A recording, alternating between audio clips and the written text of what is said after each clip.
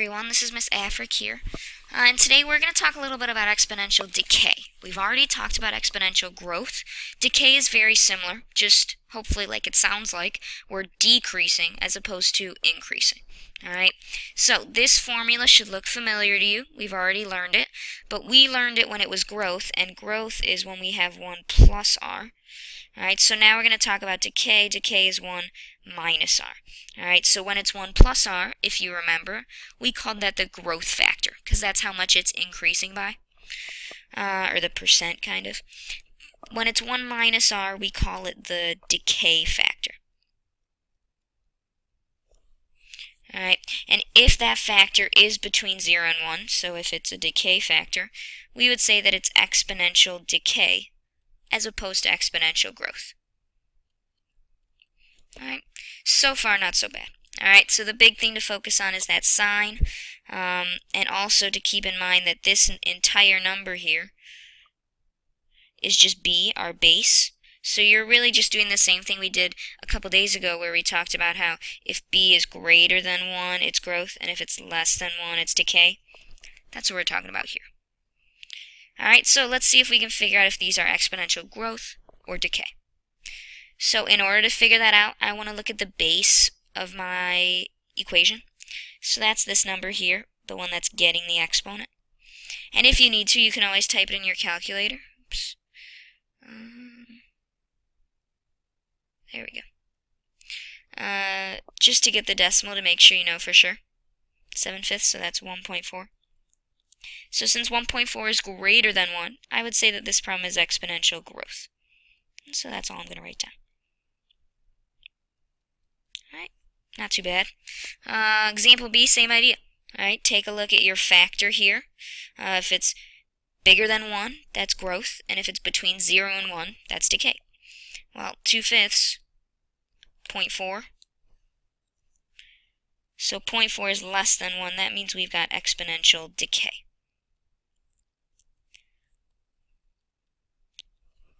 Makes sense? So you're just looking for that base to figure it out whether it's growth or decay. Alright, now that that's over, let's try a few of these word problems. So you'll see they're very similar to exponential growth, but since we're doing decay, we need to make sure that in our formula, we're doing 1 minus r here. Alright, so let's take a look at example 2. Example 2 says you buy a new car for $24,000. The value y of the car decreases by 16% each year. Write an exponential decay model for the value of the car. Use the model to estimate the value after 2 years. So the first thing it wants me to do is write my model. And remember, the model, we're going to use that formula from the top of our notes. I'm just going to write it down again so I don't have to keep scrolling. Okay, but in this case, since I know it's decreasing, that tells me it's decay. So I'm going to just do 1 minus r. Alright, now we have to remember what everything stands for. Y is my final amount. And in this problem, since they says the value y of the car, that means y is value. Alright, so if you need to, remind yourself what y represents. It's the value of the car. A is our initial, r is our rate as a decimal, and t is time. So let's go ahead and write our model. Alright, I don't know my final value. That's kind of what I'm going to be looking for eventually. But my initial, well, I bought the car for $24,000. So that's how much the car cost initially. In parentheses, we have 1 minus my rate, 16% as a decimal, 0.16. So I do 1 minus 0.16. And remember, we're going to keep t as a variable, so I can plug in whatever I want later. Alright, so you could write this as your model. Sometimes I like to simplify this, so I'm going to do that real quick. You just type it in your calculator to simplify. This one will give you 0.84. So I'm going to go with this for my final exponential model. Alright, then this second problem says use the model to estimate the value after 2 years. That means I'm trying to find the value, that's y. And they're telling me it's after 2 years. So t, time, would be 2. So I'm just going to plug that in for t. Alright, since my variable y is already solved for, that means I can use my calculator for the rest of this. So I'm going to pull my calculator out, bring it over to the other side so we can see it, and type this in exactly as I wrote it down. 24,000 parentheses, oops, 0.84, there we go, to the second. Okay, now what units is y in? Remember, y is the value of the car.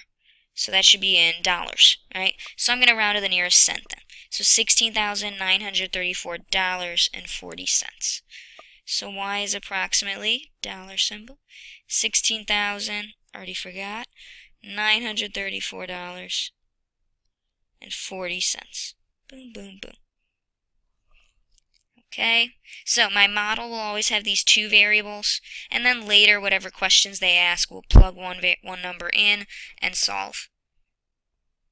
So part B, still using this model, says estimate when the car will have a value of $12,000. So this is kind of just the other way around. Again, I'm still using the same model, but now they're telling me the value and looking for time. So I'm going to use this model, but plug in 12,000 for my value variable, which is y.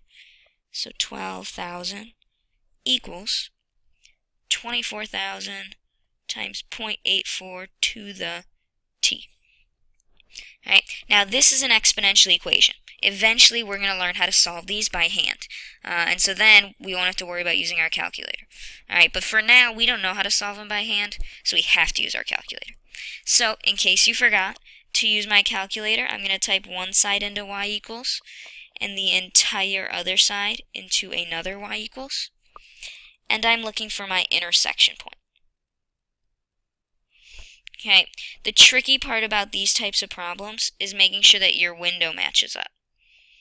So I'm going to type this into my y equals. Oh, look, mine's already there. Go ahead and take a second and type it in. 12,000 into one of them. 24,000 times 0.84 to the x.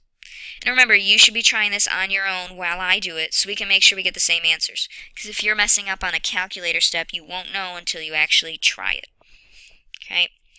Now, when it comes to the window, the easiest way to do the window is to know what x and y represent. In this problem, look at how I typed it in. X is my variable, my exponent, so that's what t is. Alright, so x is time. So when it comes to labeling the window, well, the minimum amount of time I could have is 0 years. And the maximum, well, that one, there's no right or wrong answer, so I just went with 20. 20 years into the future, that seems reasonable. Okay, the y values, well, y in this problem is the value of my car. So if it's decreasing, I know the lowest it'll go is $0. The maximum, I'm not so sure, but I know it starts at 24,000, so I usually stick with that biggest number and just go up a little bit. So that's why I put my maximum as 26,000, a little higher than my biggest number. Alright, and then when I graph it, there we go, I can see both of my curves. Alright, if you ever can't see the intersection point, just go back in your window and adjust. Alright, so to find that intersection, we do second, trace, and there's intersection right there, number 5. Okay, I'm on my first curve. I'm on my second curve. There's only one point of intersection, so I don't need to guess. There we have it. Alright, I know my x is 12, or my y is 12,000. That's not what I'm looking for.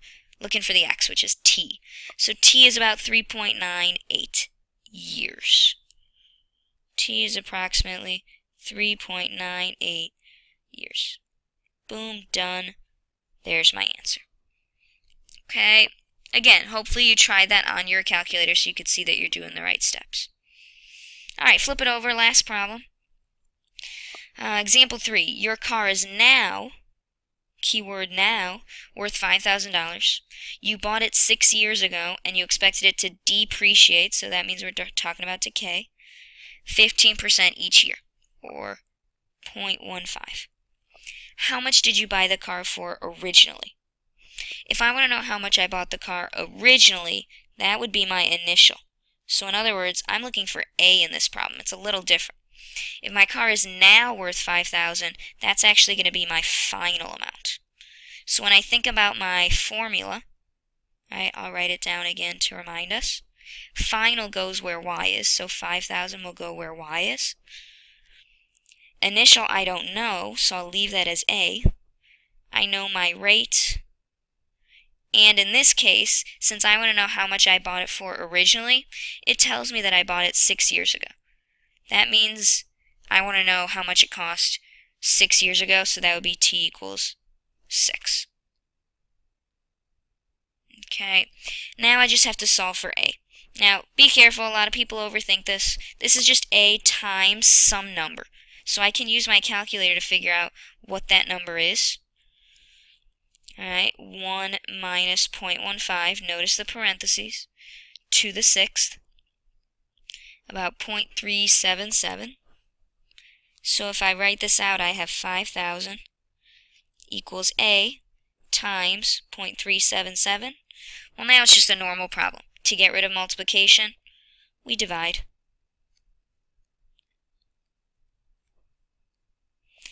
Alright, so I'll divide in my calculator. And to avoid having to round, because rounding can give you slightly different answers, I'm going to press second and then the negative for my answer. Oops, I'm sorry. 5,000 divided by, there we go, second answer. So $13,257.34. $13,257.34. So that's how much my car was originally worth. Alright, so the best advice I can give you is for word problems. Read them carefully, notice every single word, and label as you go to help yourself out. Okay, if there's anything in this video that you're still confused on, try rewatching. Otherwise, write down your questions and ask in class the next time I see you. See you then.